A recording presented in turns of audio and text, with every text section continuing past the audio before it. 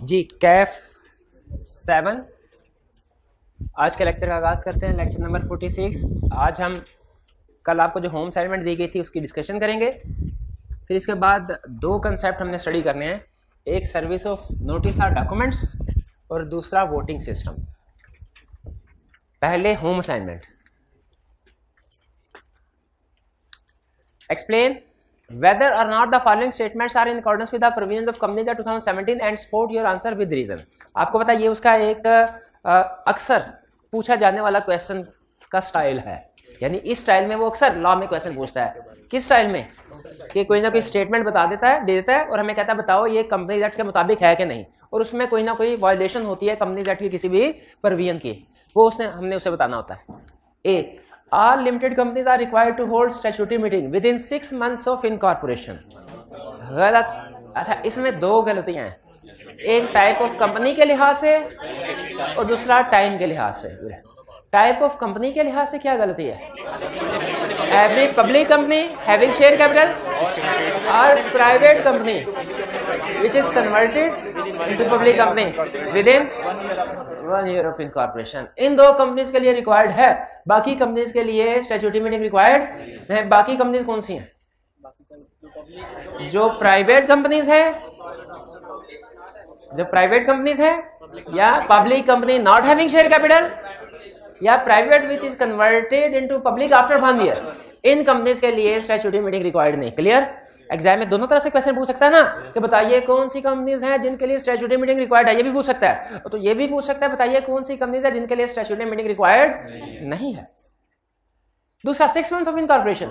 Statutory meeting 6 months में नहीं होती, इसमें within 9 months from the date of incorporation और 180 days from date of commencement of business whichever is earlier। अच्छा, एक इंटरेस्टिंग क्वेश्चन पूछूं आपसे।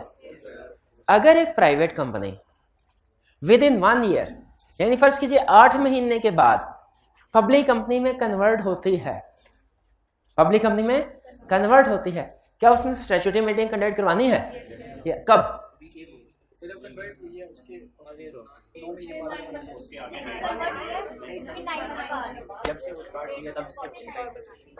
इसमें अच्छा सुन लीजिए, इसके कन्वर्जन के केस में इनकॉर्पोरेशन की डेट इररिलेवेंट हो जाती है, और जो कन्वर्जन की डेट है इसे certificate of commencement of business की डेट अज्यूम किया जाता है। तो इसका मतलब यह हुआ कन्वर्जन के केस में 180 डेज के अंदर स्टैट्यूटरी मीटिंग कंडक्ट करवानी होगी। B, notice of an extraordinary general meeting should always be sent to the shareholders at least 21 days before the date of the meeting। जी मेरे भाई एग्री करते हैं इसकी बात से? सच कह रहा है, झूठ बोल रहा है? क्या क्या ये स्टेटमेंट मैंने बताया ठीक है कि गलत? ये स्टेटमेंट ठीक है कि गलत है? ऑलवेज की वजह से गलत है, क्योंकि एक केस ऐसा है जिसमें शॉर्ट टर्म नोटिस पे ईजीएन कंडक्ट हो सकती है। अगर अनलिस्टेड कंपनी हो, सारे मेंबर्स एग्री करें, तो शॉर्ट टर्म नोटिस पे भी मीटिंग हो सकती है। ये इसकी एक्सेप्शन थी। क्लियर? जी जी।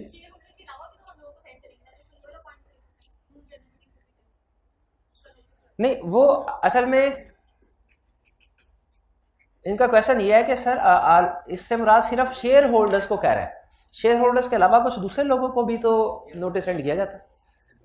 अच्छा, वैसे बात आपकी ठीक है, लेकिन क्वेश्चन को पढ़ के मुझे यही लग रहा है कि वो डेज की बात पूछ रहा है, डेज के ऊपर उसका फोकस है, शेयर होल्डर के ऊपर नहीं। लेकिन ठीक है, तो फिर क्या करें, दोनों लिख दें कि सिर्फ शेयर होल्डर के ऊपर फोकस है? दोनों लिखते हैं। ठीक है, और ज़हनी तौर पे तैयार रहिए कि इस तरह के क्वेश्चन में जब वो सोल्यूशन आता है ना, तो वो डेज के ऊपर फोकस कर रहा होता है, शेयर होल्डर पे नहीं, डेज के ऊपर फोकस कर रहा होता है। लेकिन बार आप दोनों भी लिख सकते हैं, ज्यादा अहम क्या है? Days. Question 9, peach panther limited PPL is planning to call an extraordinary general meeting to transact certain business due to an emergency faced by the company। You are required to answer the following: which meetings are called EOGM? Which meeting? Every general meeting other than annual general meeting and statutory meeting are called extraordinary general meeting। What is the minimum notice period for calling an extraordinary general meeting? नीचे वाला 14 days. किसी meeting का notice 14 days का नहीं होता। और meeting, हाँ शाबाश, 21 days. 21 days minimum notice period कितना है? 21 days. Can PPL hold such meeting on short term notice? शाबाश शाबाश। किसने कहा है होल्ड कर सकती है? शॉर्ट टर्म नोटिस ये पब्लिक कंपनी है कि प्राइवेट है? Public company. तो पब्लिक कंपनी होल्ड कर सकती है शॉर्ट टर्म नोटिस में मीटिंग? अगर अनलिस्टेड होगी, हाँ अनलिस्टेड होगी तो फिर कर सकती है। रिक्वायरमेंट ये नहीं थी कि प्राइवेट कंपनी, रिक्वायरमेंट क्या थी?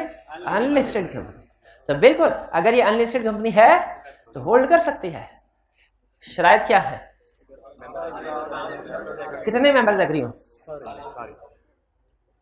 सारे मेंबर। तो extra ordinary general meeting short term notice में कंडक्ट हो सकती है। अगर यहाँ पे होता है पीच पेंथर प्राइवेट लिमिटेड, फिर आपके जवाब पे क्या फर्क पड़ता? और कोई नहीं बोलेगा, अब की बात कोई नहीं बोलेगा।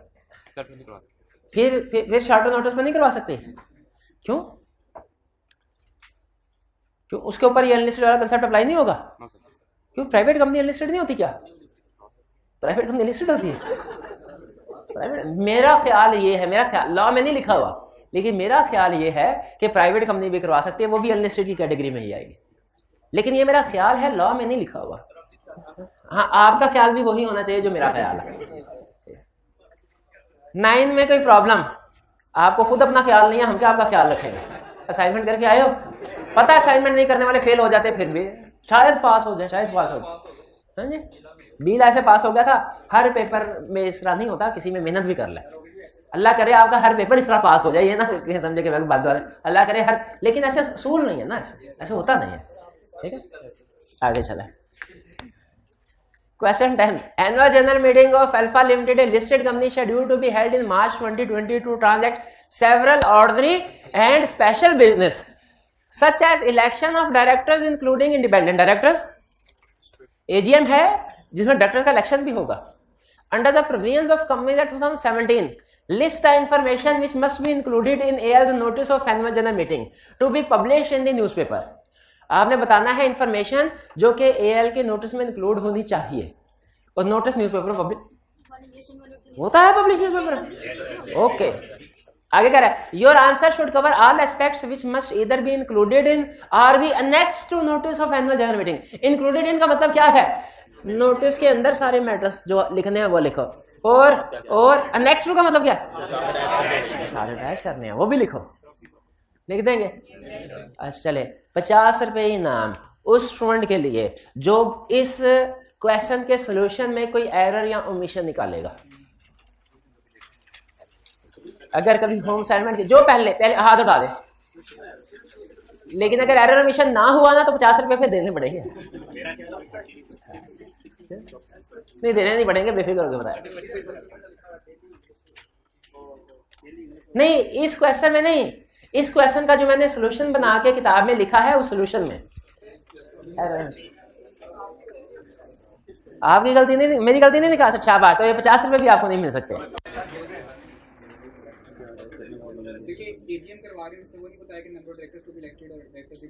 सॉल्यूशन में number of directors to be elected और खुदा का खौफ करे यार।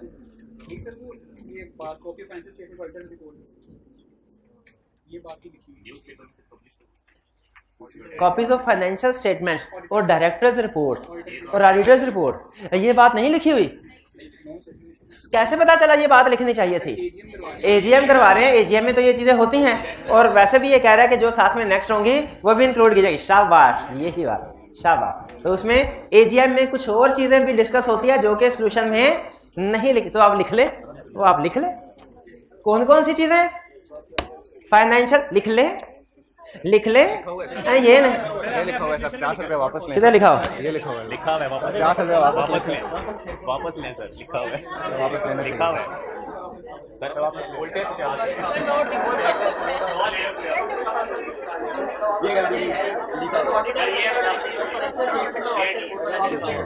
ठीक है, चले ये साबित हो गया कि एरर नहीं था, एरर, लेकिन फिर भी उन्होंने पॉइंट अच्छा आइडेंटिफाई किया। नहीं कोई बात नहीं, आगे चलते हैं। नेक्स्ट भाई, ये क्वेश्चन समझ आ गया इसमें क्या लिखना है? आगे चलते हैं, बस खत्म।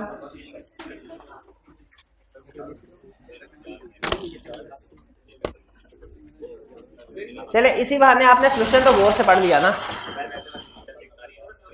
आज देखना पड़ गया। क्वेश्चन 9 के सोल्यूशन में पूछने बताइए क्या पूछना है। लिखा है कि मैनी अदर स्टूडेंट्स की बात कर रहा है कि उन्होंने ये नहीं लिखा कि वोटिंग शॉर्टेड नोटिस पे जो है वो रजिस्टर आपको रजिस्टर करवानी है। अच्छा ये सुन लें, सम टाइम ऐसा होता है कि देखें एग्जामिनर कमेंट्स होते हैं ना वो, और आई कैप के जो सोल्यूशन होते हैं वो उस वक्त के होते हैं जिस वक्त वो एग्जाम हुआ था, और लॉ आपको पता है चेंज होता रहता है, खासतौर पे 2017 से पहले के लॉ में और 2017 के बाद में लॉ में सिग्निफिकेंट डिफरेंस है। तो सम टाइम सोल्यूशन तो हमारी आदत है हम खुद बनाते हैं, मतलब सोल्यूशन एक क्वेश्चन का सोल्यूशन ना मैं खुद से बनाता हूँ, कॉपी पेस्ट नहीं करता, कंसल्ट करता हूँ, पढ़ता हूँ आई कैप ने क्या कहा है। लेकिन एग्जामिनर कमेंट्स होते हैं ना, ये तो मैं खुद से नहीं बना सकता, कॉपी पेस्ट करने होते हैं। इसमें भी एग्जामिनर कमेंट्स को मैं एक दफा पढ़ के देखता हूँ, जो रेलिवेंट चीजें हैं वो ही इंक्लूड की जाए, वरना उसमें बाज़ बात इरेलीवेंट चीजें भी डिस्कस की होती हैं। वो आज एग्जामिनर कमेंट्स में यही बताता है कि ये मैंने कौन सा क्वेश्चन इसमें पूछा था, क्वेश्चन रिप्रोड्यूस हो रहा था एक तरह से, वो निकाल। सम टाइम उसके कमेंट्स में वो कुछ ऐसा कमेंट आ जाता है जो कि उस वक्त के लिए रेलिवेंट था जब ये क्वेश्चन सेट हुआ था, अब रेलिवेंट नहीं है। जैसे उस वक्त अगर रिक्वायरमेंट थी कि ये नोटिस किसी और को भी भेजना है, तो उसने एग्जामिनर कमेंट्स में तो लिख दिया कि बच्चों ने ये नहीं लिखा था, अब मैंने आपको नहीं पढ़ाया क्योंकि अब वो हमारे लॉ में वो चीज नहीं है। तो सम टाइम इन्होंने भाईजान ने क्वेश्चन नंबर 9 के कमेंट्स में एक चीज आइडेंटिफाई किया जो हमने नहीं पढ़ी, और एग्जामिनर कमेंट्स में उसने कहा स्टूडेंट को ये लिखनी चाहिए थी, नहीं लिखी। इसी तरह की आपको चीजें कुछ और एग्जामिनर कमेंट्स में भी हो सकता है, में भी नजर आए, तो आपने मेरे साथ डिस्कस जरूर करनी है, क्योंकि ये भी तो हो सकता है कि मैं गलती पे हूं, लेकिन ज्यादा चांस यही होगा, मोर देन 90% श्योर हूं मैं कि वो कमेंट्स का फर्क और सोल्यूशन का फर्क किस वजह से हुआ होगा, क्योंकि लॉ चेंज हो गया। इसमें कमेंट्स भी चेंज हो जाने चाहिए थे, मैंने कुछ चेंज किए भी है, लेकिन शायद कुछ नजर से रह गए हो। तो अगर आपके जहन में कोई ऐसा एग्जामिनर कमेंट नजर आए जो सोल्यूशन के साथ इनकंसिस्टेंट हो, तो आप क्लास में डिस्कस कर लें जैसे इन भाईजान ने किया। ठीक है जी, और कोई क्वेश्चन? चलिए अब हम चलते हैं आज के कंसेप्ट की तरफ। आज हमने 2 कंसेप्ट स्टडी करने हैं, सर्विंग ऑफ नोटिस और डॉक्यूमेंट्स और voting system. Serving of notice और डॉक्यूमेंट्स में हम क्या सीखेंगे कि अगर हमने कोई भी नोटिस किसी को सर्व करना है, सर्व करने से मुराद किसी को कोई नोटिस देना है, तो कंपनी लॉ के मुताबिक वो नोटिस किस तरीके से दिया जा सकता है, या कोई भी डॉक्यूमेंट्स अगर सबमिट करवाने हैं, डॉक्यूमेंट्स किसको हम फाइल कर सकते हैं, रजिस्ट्रार को, कमीशन को, तो क्या किस किस तरीके से हम उसको डॉक्यूमेंट सबमिट करवा सकते हैं, या अगर कमीशन या रजिस्ट्रार ने हमें नोटिस इशू करना है कंपनी को, वो कैसे कर सकता है। यानी ये कंप्रीहेंसिव कंसेप्ट है। ये कंसेप्ट सिर्फ इस बात तक लिमिटेड नहीं है कि कंपनी शेयर होल्डर्स को नोटिस सेंड करेगी तो किस तरीके से करेगी, ये उसको तो कवर करता ही है। उसके साथ साथ अगर कंपनी ने रजिस्ट्रार या कमीशन को नोटिस इशू करना है, कमीशन या रजिस्ट्रार ने कंपनी को नोटिस इशू करना है, ये कंसेप्ट सारी सिचुएशन को कवर करता है। यानी इसमें उसने ये नहीं कहा कि serving of notice by this party to another party, बल्कि ये कंसेप्ट है serving of notice by any party to any party, उसके रूल्स है। ये कल के लेक्चर में हम पढ़ चुके हैं, क्योंकि कल जो हमने पढ़ा था मेंबर्स को कैसे नोटिस इशू किया जाएगा, वो भी इसी कंसेप्ट के ऊपर बेस कर रहा था। फिर वोटिंग सिस्टम, हमें पता है जनरल मीटिंग में जो फैसले होते हैं, रेजोल्यूशन पास होती हैं, उनमें डिसीजन होते हैं, वोट कास्ट होते हैं, और उन वोट्स की बेस पे डिसाइड होता है कि रेजोल्यूशन पास होगी कि नहीं होगी। तो ये वोटिंग सिस्टम की कितनी किस्में हैं ये हम स्टडी करेंगे। पहले देखते हैं सर्विस ऑफ नोटिस। सबसे पहले बता रहा है to whom notice can be serve under company law, under companies act. Notice किन किन पार्टीज को सर्व किया जा सकता है, सर्व मींस सेंड किया जा सकता है। नोटिस कमीशन या रजिस्ट्रार को भी सेंड किया जा सकता है, यानी हो सकता है कोई ऐसी, या डॉक्यूमेंट, नोटिस या डॉक्यूमेंट्स, क्योंकि आपको पता है हमने कुछ डॉक्यूमेंट्स कमीशन को या रजिस्ट्रार को सेंड करनी होती हैं। जैसे कमीशन को क्या सेंड करना होता है, कोई डॉक्यूमेंट ऐसी है जो कमीशन को सेंड करनी हो,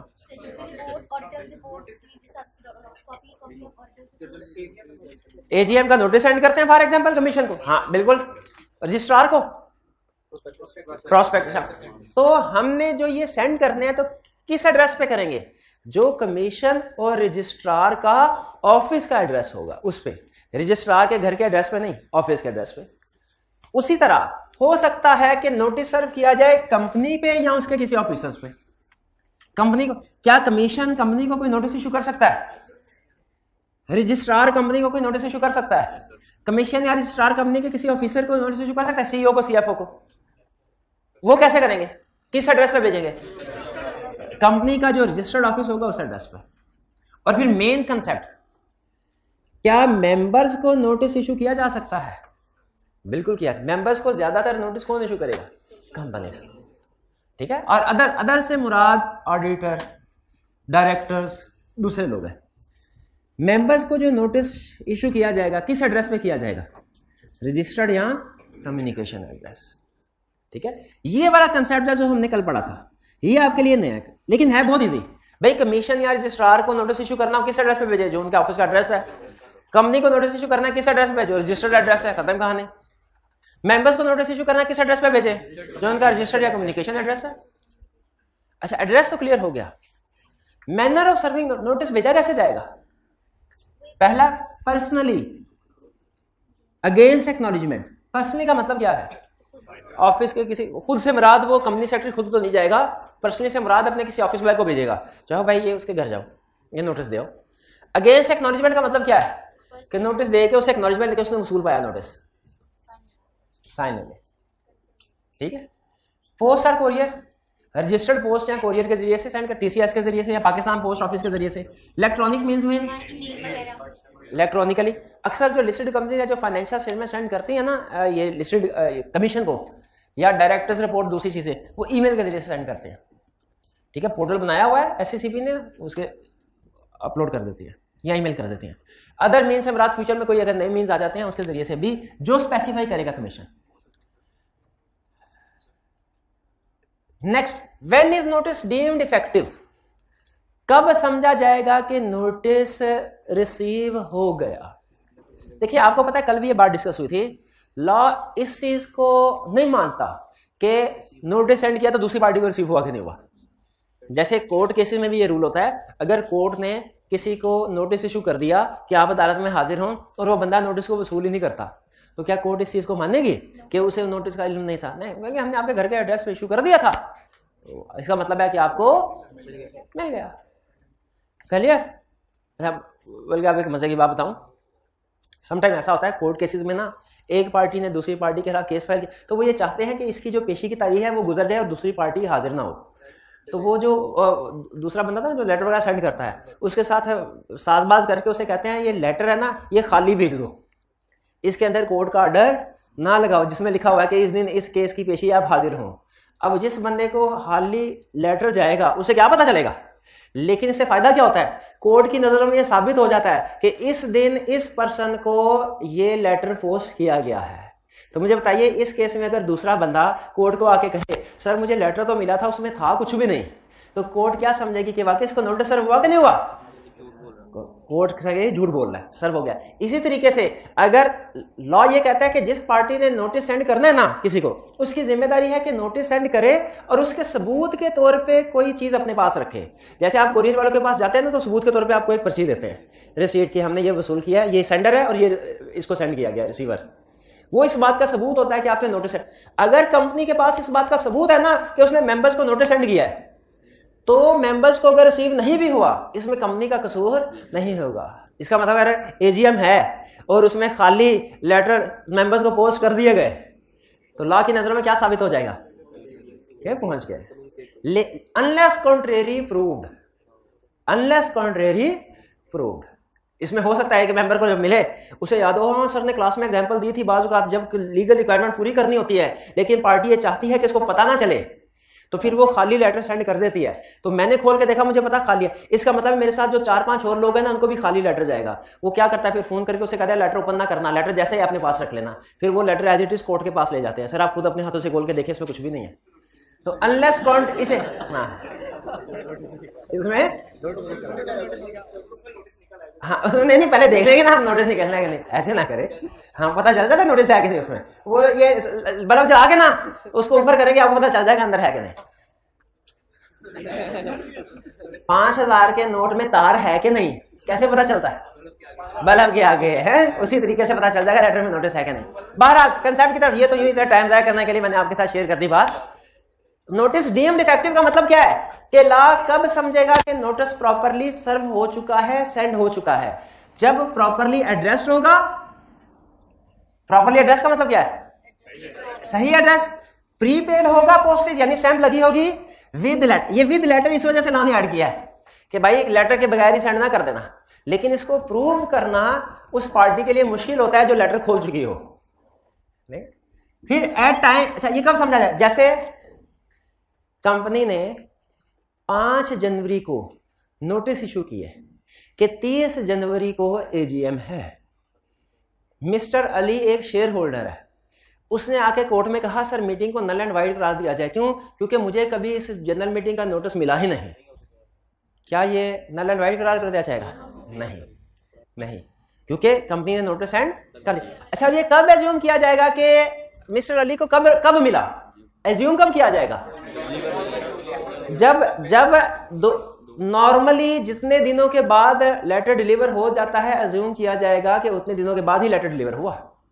जैसे आपको याद है वो हमने कंसेप्ट पढ़ा था, प्रॉपर्टी आउटसाइड पाकिस्तान रजिस्टर्ड हो, आउट पाकिस्तान, तो जब डॉक्यूमेंट्स पाकिस्तान में आ जाते हैं नॉर्मली तब से 21 दिन शुरू करने हैं, जब एक्चुअली आएंगे तब नहीं लिखा हुआ था, जब नॉर्मली आ जाते हैं तब से 1 दिन काउंट करेंगे। तो उसी तरीके से नोटिस करेंगे कब सर्व हुआ, जब सेंड किया उसके बाद 2 या 3 दिन, जितने दिनों के बाद नॉर्मली नोटिस पहुंच जाता है दूसरी पार्टी के पास, एज्यूम किया जाएगा। डीम्ड का मतलब होता है एज्यूम्ड, इफेक्टिव, कि उस वक्त ये नोटिस उन पार्टी को मिल गया।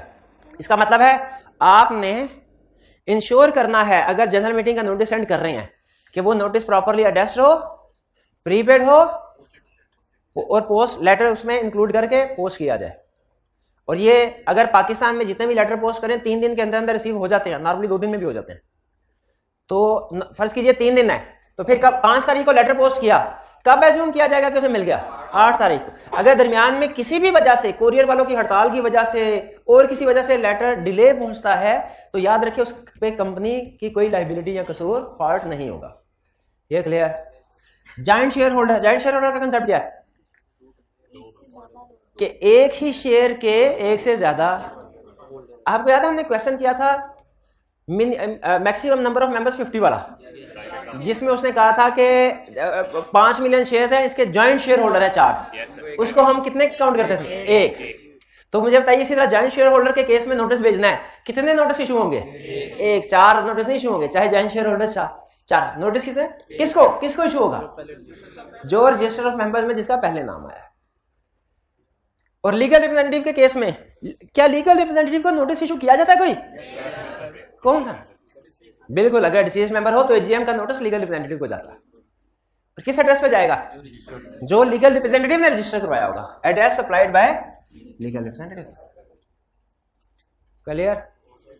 इसमें ज्यादातर चीजें हम कल के लेक्चर में डिस्कस कर चुके थे और एग्जाम पॉइंट ऑफ व्यू से कोई इतनी अहम चीज भी नहीं है।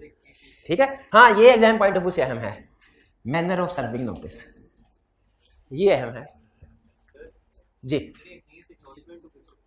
अगेंस्ट एक्नॉलेजमेंट ऑफ रिसीट का मतलब है पर्सनली जब आप किसी को सेंड करेंगे ना, ये मैंने नोटिस सेंड करना, आप शेयर होल्डर हैं, मेरे पास एक तो ऑप्शन है कोरियर के जरिए, एक ऑप्शन है ईमेल के जरिए से। मैं कहता हूँ नहीं, इन भाईजान को भगाता हूँ, मैं कहता हूँ ये नोटिस पकड़ो और जाओ, ये शेयर होल्डर का एड्रेस है, नॉक करो, दरवाजा खोले, सलाम करना, मेरा सलाम भी देना और ये साथ में नोटिस दे देना। ये भाईजान 2 घंटे बाद आके कहते हैं सर नोटिस दे दिया। मेरे पास क्या सबूत है नोटिस आपको दिया? कुछ भी नहीं। कुछ होना चाहिए ना, क्या होना चाहिए सोचे जरा। ये हाँ, जब आपको नोटिस दें तो आपसे साइन करवा ले कि मैंने ये नोटिस रिसीव कर लिया, इसे कहते हैं एक्नॉलेजमेंट ऑफ रिसीट। रिसीट का मतलब है वसूली कर ली नोटिस की, एक्नॉलेजमेंट का मतलब साइन कर दिया। हाँ, तो पोस्ट या कोरियर वाले तो बिल्कुल, पोस्ट या कोरियर वाले भी एक्नॉलेजमेंट लेते हैं, इसीलिए तो पोस्ट या कोरियर वालों में उसने नहीं हमसे कहा कि हमने एक्नॉलेजमेंट लेनी है, वो कोरियर वालों के पास रह जाती है। ये एक्नॉलेजमेंट कोरियर वालों के पास है। इसमें चूंकि कोरियर वाले इन्वॉल्व नहीं है तो इसमें तो हमारे पास कोई भी एविडेंस नहीं होगा, इसमें तो फिर कोरियर वालों ने वो लिखा होगा, उनका पेज होगा एविडेंस के तौर पे, केस पार्टी ने वसूल कर लिया। कल को कोर्ट में बात जाती है तो कोरियर वाला वो पेज उसके सामने कोर्ट जज के सामने रख देंगे, सर ये देखिए इसने साइन किया, वसूल कर लिया। अब चलते हैं अहम कंसेप्ट की तरफ। जॉइंट शेयर होल्डर में अगर 4 शेयर होल्डर ना किसी शेयर के ओनर, 4 जॉइंट शेयर, तो नोटिस सिर्फ एक को जाएगा, 4 को नहीं जाएगा। पहला कंसेप्ट ये क्लियर हो गया। दूसरा कंसेप्ट, इन 4 में से किसको नोटिस जाएगा? जिसका नाम रजिस्टर ऑफ मेंबर्स में पहले लिखा होगा जी। नहीं, जो डिविडेंड होगा वो उन्होंने इसके ऊपर लॉस आइलैंड है, इसके ऊपर लॉस आइलैंड है डिविडेंड। मेरा ये ख्याल है कि डिविडेंड शायद डिस्ट्रीब्यूट, या जिस तरीके से वो कहेंगे वैसे डिस्ट्रीब्यूट होगा, कंफर्म नहीं है मुझे क्योंकि लॉ में नहीं लिखा हुआ। गूगल कर नोटिस और क्लेम करती है तो भेजिए, तो फिर उसमें क्या होगा? क्योंकि वो देखें इनका क्वेश्चन यह है सर, अगर कंपनी ने फर्ज कीजिए कि खाली लेटर भेज दिया, शेयर होल्डर कैसे प्रूफ करेंगे कि हमें कुछ? इसी रिस्क को कवर करने के लिए लॉ ने एक रिक्वायरमेंट ऐड की हुई है। कौन सी भला? अगर लिस्टेड कंपनी है तो वो न्यूज़पेपर में नोटिस को पब्लिश करवाए, क्योंकि ज्यादा रिस्क लिस्टेड कंपनी के केस में ना, उसमें इन्वेस्टमेंट भी लोगों की ज्यादा होती है और उसमें नंबर ऑफ शेयर होल्डर भी ज्यादा होते हैं, ठीक है, और उसमें नॉर्मली शेयर होल्डर और होते हैं, डायरेक्टर्स कुछ और होते हैं लिस्टेड कंपनी के केस में। जो प्राइवेट या लिस्टेड कंपनीज के केस में शेयर होल्डर्स की तादाद कम होती है और नॉर्मली जो शेयर होल्डर होते हैं वो कंपनी की मैनेजमेंट में भी इन्वॉल्व होते हैं, इसलिए उसमें ये रिस्क नहीं होता। ला ने ये जो न्यूज़पेपर वाली रिक्वायरमेंट ऐड की इसी वजह से किया है कि कंपनी 2 नंबर ना करे, 2 नंबरी ना करे। Next exam point of view से हम अटेंटिव होके सुनिएगा, अटेंटिव होके। वोटिंग सिस्टम, सबसे पहले तो आपको ये पता होना चाहिए वोटिंग सिस्टम यूज कहां होता है, कब होता है। देखिए जब भी किसी भी मीटिंग का फैसला होना है तो वो वोटिंग के जरिए से होगा। किसी भी, चाहे बोर्ड मीटिंग में फैसला होना हो, चाहे जनरल मीटिंग में फैसला होना हो, हमेशा कैसे होगा? वोटिंग सिस्टम से। ऑर्डिनरी रेजोल्यूशन चाहिए तो पास करवाने के लिए मेजॉरिटी ऑफ वोट्स होने चाहिए, सिंपल मेजॉरिटी। और स्पेशल रेजोल्यूशन 3/4, लेकिन फैसला वोट से होगा। 2 तरह के वोटिंग सिस्टम। अच्छा, आपने पिछले दिनों कुछ अरसे में, साल 6 महीने में सेनेट की, नेशनल असेंबली की कार्रवाइयां देखते रहे होंगे, तो आपको पता चला होगा जो सेनेट नेशनल असेंबली में रेजोल्यूशन पास होती है, एक होती है शो ऑफ हैंड के जरिए से, शो ऑफ हैंड के, और एक होती है सीक्रेट पोलिंग, बैलेटिंग के जरिए से, जिसमें वो वोट्स आते हैं, हर अपने अपने उम्मीदवार को टिक लगाते हैं और फिर काउंट कर देते हैं, और बाद में पता चलता है 6-7 वोट रिजेक्ट भी हो गए, रिजेक्ट भी हो जाते हैं ना सही तरीके से अगर स्टैम्प वगैरह ना किए हो। तो यानी 2 बड़े तरीके हैं। एक है तरीका के वोट सबके सामने हो, इसे कहते हैं शो ऑफ हैंड। दूसरा तरीका होता है कि चुप छुपा के वोट कास्ट, पता न चले किसने किसको वोट दिया, इसे कहते हैं सीक्रेट बैलेटिंग, या पोलिंग भी कह सकते हैं। पोलिंग भी होती है ना सीक्रेट। हम नहीं, पोस्टल बैलेट की तरफ आता हूं। पहले मेन कंसेप्ट, वोटिंग के 2 बड़े तरीकाकार हैं। एक है show off hand. Show off hand में क्या होता है? जितने भी मेंबर्स एजीएम में बैठे हुए हैं, चेयरमैन होगा, चेयरमैन कहेगा भाई ये रेजोल्यूशन पास होने के लिए आई है कि इस दफा डिविडेंड जो है वो डायरेक्टर ने प्रपोज किया है 10 लाख, जिन लोगों का ख्याल है 10 लाख ही डिविडेंड पे किया जाए वो जरा हाथ उठाए हाथ, और जिनका ख्याल है कि 10 लाख से कम डिविडेंड होना चाहिए वो हाथ उठाए। ये अब ये देखें कम है ना, तो यानी जिन्होंने हाथ उठाए फॉर एग्जाम्पल वो 40 हैं, जिन्होंने यस कहा, और जिन्होंने कहा नहीं वो 7 हैं। तो फिर क्या फैसला हुआ कि मेजोरिटी है, फैसला क्या डिविडेंड 5 लाख के हिसाब से पे होगा। मैं चेयरमैन हूं, मैंने लिख दिया कि ये रेजोल्यूशन प्रूव हो गई। अच्छा, इसमें आप नोट कीजिए, ये शो ऑफ हैंड में हाथ उठाते हैं, दाएं हाथ। मुझे ये बताइए कि इस बात का क्या सबूत है कि वोट 40 फेवर में थे और 7 अगेंस्ट में? ये गिने कितने थे? गिने मैंने थे, आपने नहीं गिने। अगर आप गिनते तो आपको पता चल जाता कि फेवर में वोट 40 नहीं थे, कम थे। मैंने 40 जानबूझ के कहा। चेयरमैन गिनता है, और चेयरमैन ने अगर मिनट बुक पे लिख दिया ना कि इतने वोट्स फेवर में थे, इतने अगेंस्ट, और ये रेजोल्यूशन पास हो, कोर्ट इसी को ठीक मानेगी अनलेस कॉन्ट्रेरी प्रूव्ड। यानी अगर कोई चैलेंज करता है ना कि नहीं सर वोट्स इतने नहीं थे, वोट्स तो कम ज्यादा थे, तो प्रूफ चेयरमैन को नहीं करना पड़ेगा कि इतने वोट्स थे, दूसरी पार्टी को प्रूफ करना पड़ेगा कि ये वोट नहीं थे। बर्डन ऑफ प्रूफ दूसरी पार्टी पे। ये बात समझ रहे हैं? तो पहला तरीका वोटिंग सिस्टम का कौन सा है? Show off hand. Show off hand कैसे काम करता है? एट फर्स्ट इंस्टेंस का मतलब ये है प्रायोरिटी इसी मेथड को दी जाएगी। इस मेथड को प्रायोरिटी पता क्यों दी जाती है? इसमें विद इन मिनट्स फैसला हो जाता है। वरना पोलिंग अगर यही हम पोलिंग के जरिए से पूछ रहे होते तो सबसे पहले मैं आपसे कहता मुझे तो 5 दिन दे दीजिए, 5 दिन के बाद पोलिंग होगी। आप कहते हैं सर 5 दिन बाद क्यों? मगर देखिए सबसे पहले बैलेट बॉक्स बनाने हैं, फिर यहाँ पे पर्दा लगाना है ताकि पर्दे के पीछे बैलेट बॉक्स रखा जाए, आप उधर जाए वोट कास्ट करें, जैसे वो होता है इलेक्शन में। इलेक्शन उसमें भी इसी तरीके से बैलेटिंग होती है पोलिंग, ठीक है। और आप उसमें वोट टिक लगा के बॉक्स में रखते हैं, फिर बाद में वोट्स निकाल के काउंट किए जाते हैं। तो वो जो पेजेस उसको प्रिंट निकलवाने में, बैलेट बॉक्सेस अरेंज करने में टाइम लगता है कि नहीं लगता? तो चूंकि जो शो ऑफ हैंड में फैसला जल्दी हो जाता है इसलिए प्रायोरिटी इसी को दी जाती है। कहता है कोई भी मसला हो, कोई भी रेजोल्यूशन पास करवानी हो, एट फर्स्ट इंस्टेंस कौन सा मेथड यूज किया जाएगा? Show off hand. Show off hand में हर मेंबर का एक ही वोट होगा, चाहे उसके 1000 शेयर्स हैं, चाहे उसके 10 लाख शेयर्स हैं। 1000 शेयर वाला और 10 लाख शेयर वाला एक बराबर, दोनों के कितने वोट हैं? Proxy can not vote. Proxy कौन होता है? जो किसी दूसरे मेंबर्स की जगह पे आए, मीटिंग अटेंड करने के लिए आता है, रिप्रेजेंट करता है किसी दूसरे। वो शो ऑफ हैंड में हिस्सा, शो ऑफ हैंड में सिर्फ जो प्रेजेंट मेंबर है वही हिस्सा लेंगे। Declaration of result by chairman is evidence.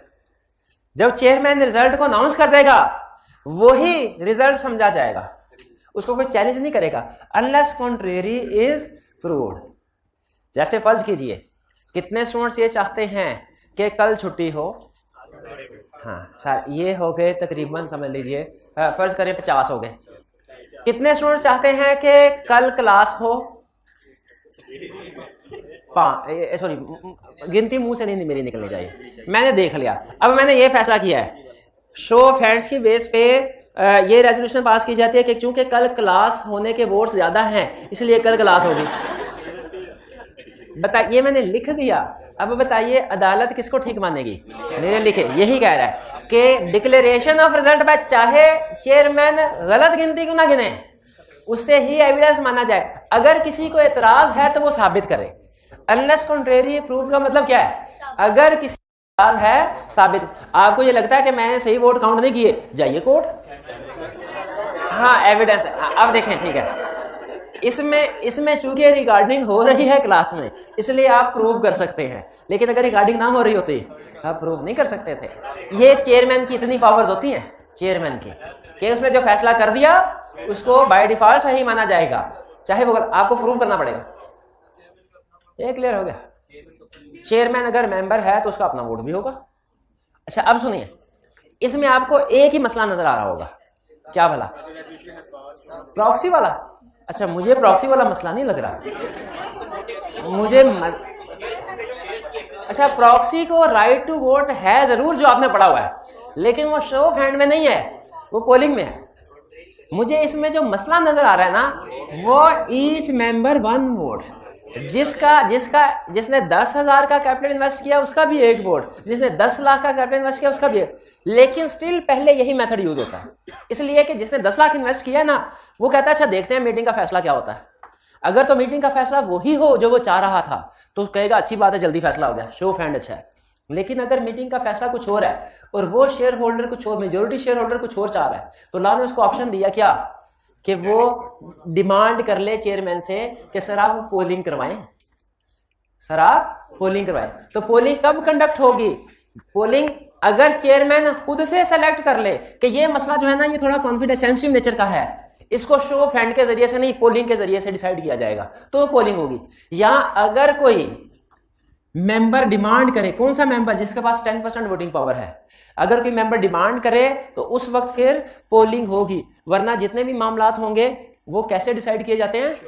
Show off hand से। Preferred method show off hand है, ठीक है। और लॉ कहता है कि ये डिमांड कब कर सकता है? ये मेंबर जिसके पास 10% वोटिंग पावर है, ये ऑन और before declaration of result of show off hand demand कर सकता है। नहीं बात समझ आए? अच्छा 1 मिनट है, मीटिंग में गए, वोटिंग होनी है, ठीक है। एक शेयर होल्डर के पास 15% शेयर्स हैं, वो चाहता है कि ये जो रेजोल्यूशन है ना, ये वोटिंग है, ये शो ऑफ हैंड के जरिए से हो ही ना, ये फर्स्ट टाइम ही पोलिंग के जरिए से हो। क्या ऐसा पॉसिबल है? पॉसिबल है। बिफोर का मतलब ये है। अच्छा पहले उसने कहा जरा देखते हैं शो ऑफ हैंड से क्या नतीजा निकलता है। शो ऑफ हैंड में उसके खिलाफ रिजल्ट आया, क्या शो ऑफ हैंड के रिजल्ट आने के बाद वो डिमांड कर सकता है कि नहीं इसको पोलिंग के जरिए से करवाएं? ये है ऑन का मतलब, ऑन डिक्लेरेशन ऑफ रिजल्ट और बिफोर डिक्लेरेशन ऑफ रिजल्ट का मतलब समझ आ गया। लेकिन फर्ज कीजिए मीटिंग में गया, शो ऑफ हैंड के जरिए से फैसला हो गया, फैसला उसके खिलाफ है और वो चाहता है पोलिंग हो, लेकिन अभी कुछ नहीं कर, अभी डिमांड नहीं करता। वो मीटिंग खत्म हो गई, मीटिंग खत्म होने के बाद वो डिमांड करता है। क्या अब कर सकता है? अब नहीं कर सकता। ऑन और बिफोर, आफ्टर नहीं कर सकता। आफ्टर से रात 2-4 दिन गुजरने के बाद तब डिमांड नहीं कर सकता। अच्छा, अगर किसी मेंबर के पास 7% वोटिंग पावर है, पोलिंग डिमांड कर सकता है?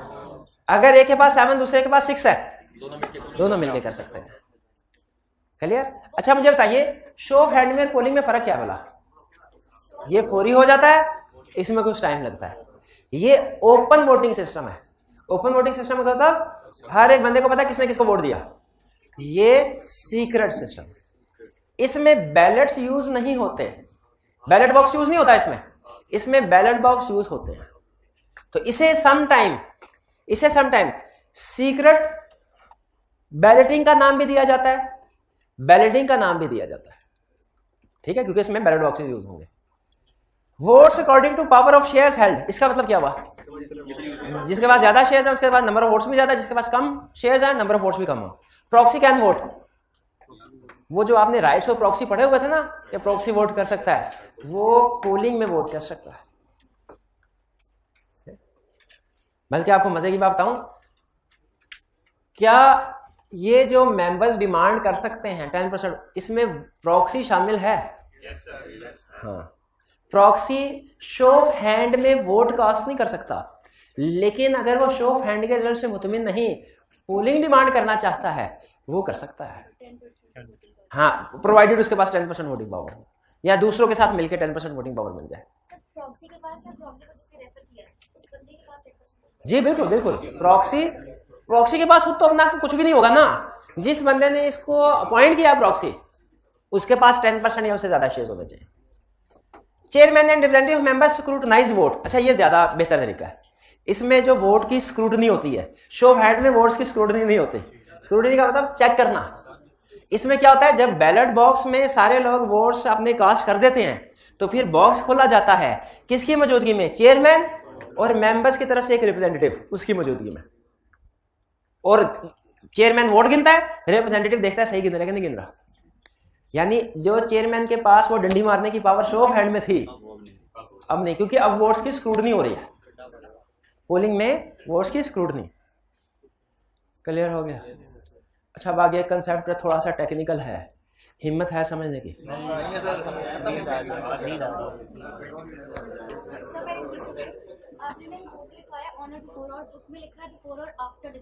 उससे मुराद यही है कि दिन गुजरने के बाद नहीं कर सकते। ठीक है, इसको वहां पे आफ्टर से मुराद ये है कि शो ऑफ हैंड का रिजल्ट आने के बाद आप कर सकते हैं। इसको ऑन और बिफोर कर लें या आफ्टर और बिफोर कर लें, एक ही बात है। ऑन ज्यादा बेहतर लफ्ज है, आफ्टर तो आपको इसलिए कि आपकी अंडरस्टैंडिंग डेवलप हो जाए, अंडरस्टैंडिंग डेवलप हो आपकी कि शो ऑफ हैंड का रिजल्ट सामने आ गया, उसके बाद भी पोल को डिमांड किया जा सकता है। ऐसा नहीं है कि ये कहा जाएगा कि जी फैसला हो गया, अब ये ट्रांजैक्शन क्लोज हो गई, अब अगली रेजोल्यूशन लेके आओ, नहीं। एक रेजोल्यूशन पास हो गई शो ऑफ हैंड के जरिए से, उसके बाद भी पोलिंग डिमांड की जा सकती है उसकी। ठीक है, ऑन और बिफोर कर लें या आफ्टर और बिफोर कर लें, बात एक ही है, लेकिन आपने डिमांड करनी है उसी मीटिंग के अंदर। मीटिंग होने के बाद डिमांड नहीं कर सकते। Fractional votes are not considered. अच्छा देखें, हमने वोट काउंट करना कैलकुलेट करना सीखे थे, आपको याद है? कहाँ सीखे थे? डायरेक्टर्स को रिमूव करवाने के लिए। फर्ज कीजिए, वैसे तो वहां पे समझाने के लिए उसने सिंपल कैलकुलेशन रखी थी। फर्ज कीजिए कि अगर किसी क्वेश्चन में आपके जो नंबर ऑफ वोट्स आते हैं वो पॉइंट्स में आ जाते हैं 70,345.6, तो ये बंदा इसको 45 करेगा वोट कास्ट, 0.6 को कंसीडर नहीं किया जाएगा। Fractional votes are not considered का ये मतलब है। ठीक है, अच्छा बताइए, फ्रैक्शनल वोट्स वाली बात शो ऑफ हैंड के जरिए आएगी कि पोलिंग में आएगी? पोलिंग में। चलिए ठीक है। अच्छा, अब ये टाइम ऑफ टेकिंग पोल और स्टेटस ऑफ रेजोल्यूशन ये फिर कल के लिए रख देते हैं। अभी नहीं, अभी बढ़ा दूं? चलिए ऐसा करते हैं कि रेजोल्यूशन पास कर लेते हैं। कितने स्टूडेंट्स का ख्याल है कि टाइमिंग ऑफ टेकिंग पोल और स्टेटस ऑफ रेजोल्यूशन पास ये अभी बढ़ाना चाहिए? 1 2 3 4 5 6 7 8 9 10 11। कितनों का ख्याल है कि कल पढ़ लेंगे?